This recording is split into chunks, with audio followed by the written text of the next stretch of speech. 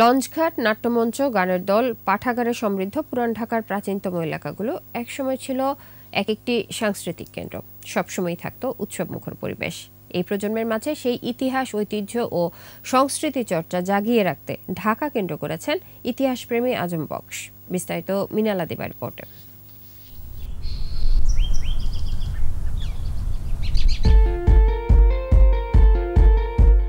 পুরান ঢাকার মোহিনীমোহন দাস লেনে নজরকাড়া এই স্থাপনা ঢাকা কেন্দ্র। সংগ্রহশালাটির আলাদা আলাদা গ্যালারিতে রয়েছে বনেদি পরিবারগুলোর দুর্লভ সব ছবি, পানির কৌটা, রান্নার তৈজস, হুক্কা, শাড়ি কাপড় সহ লবণদানি।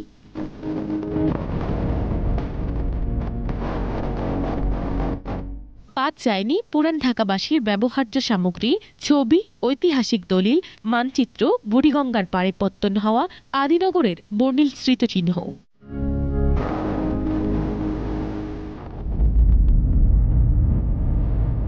রয়েছে ১৫০ বছর আগের সংস্কৃত এবং বাংলায় হাতে লেখা দলিল, ঢাকার প্রথম স্থাপিত মোটর সারাই কারখানার যন্ত্রাংশ, প্রাচীন মানচিত্র, কলের গান, পুরনো ভবনের ইট নকশা।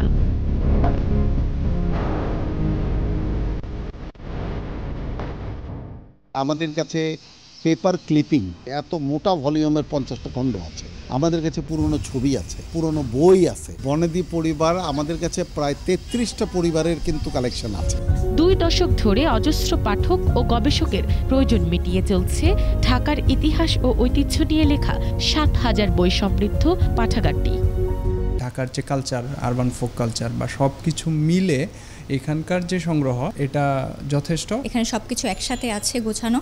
এর জন্য আমাদের স্টুডেন্ট আমাদের শেখার ক্ষেত্রে এটা অনেক গুরুত্বপূর্ণ ভূমিকা রাখে। ঢাকার গবেষণার ক্ষেত্রে প্রথম প্রতিবন্ধকতা যেটা আমরা ফেস করেছি সেটা হচ্ছে অপ্রতুল বই, অপ্রতুল তথ্য।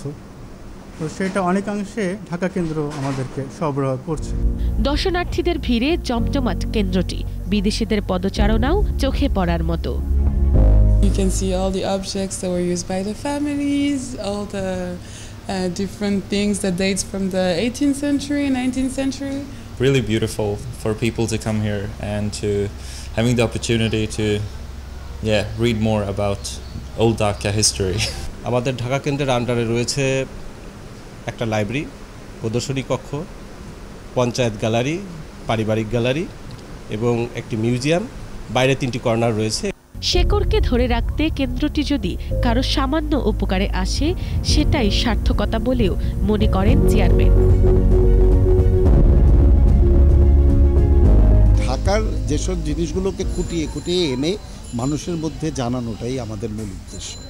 আমরা সব যে খুব সুস্থভাবে করছি তাও না, আমাদের এটার কোনো সরকারি বেসরকারি কোনো সাহায্য কিন্তু নেই। আমাদের পারিবারিক ট্রাস্ট থেকে এটা চলে। সেই গৌরবোজ্জ্বল অধ্যায় হয়তো নেই, কিন্তু এই প্রজন্ম চাইলেই শেকড়ের কথা, ঐতিহ্যের কথা তুলে ধরতে পারে অনায়াসেই। দায়িত্ব শুধু একা ব্যক্তি পর্যায়ে নয়, সরকারেরও।